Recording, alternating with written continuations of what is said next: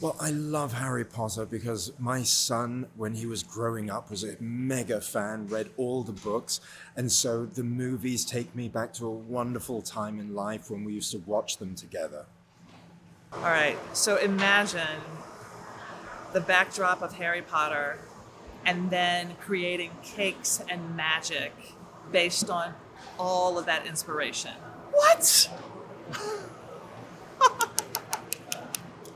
I'm so excited about seeing these wonderful creations that the bakers are coming up with. There's so much magic, there's so much creativity, there's so much imagination that's gone on to all of this. I just can't wait to see the results.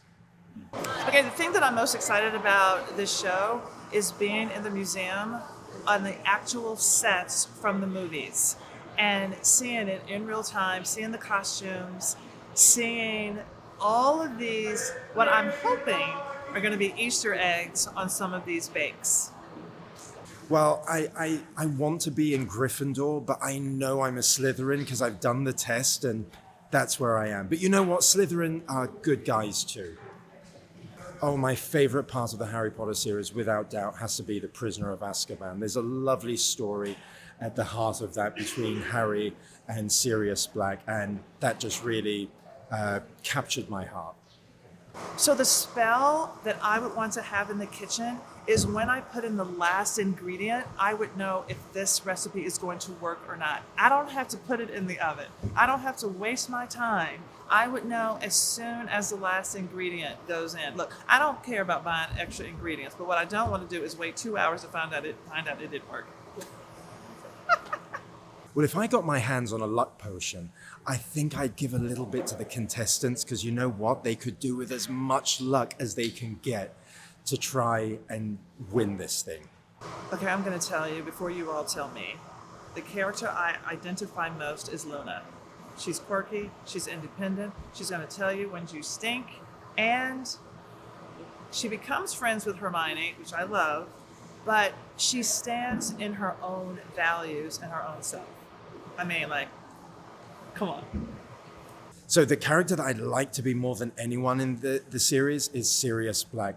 I love the relationship, the kind of mentoring relationship that he has with Harry, and I just think he's a really cool character.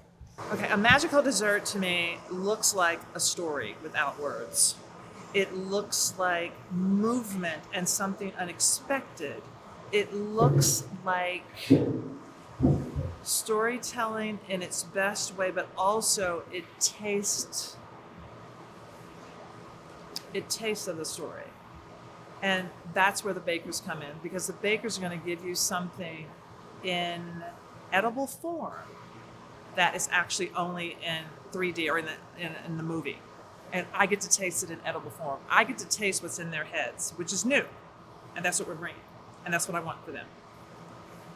Well, I'm hoping to see the teams really push their own boundaries to really kind of take this to another level, because this is what this show is all about. Creativity, imagination, and magic.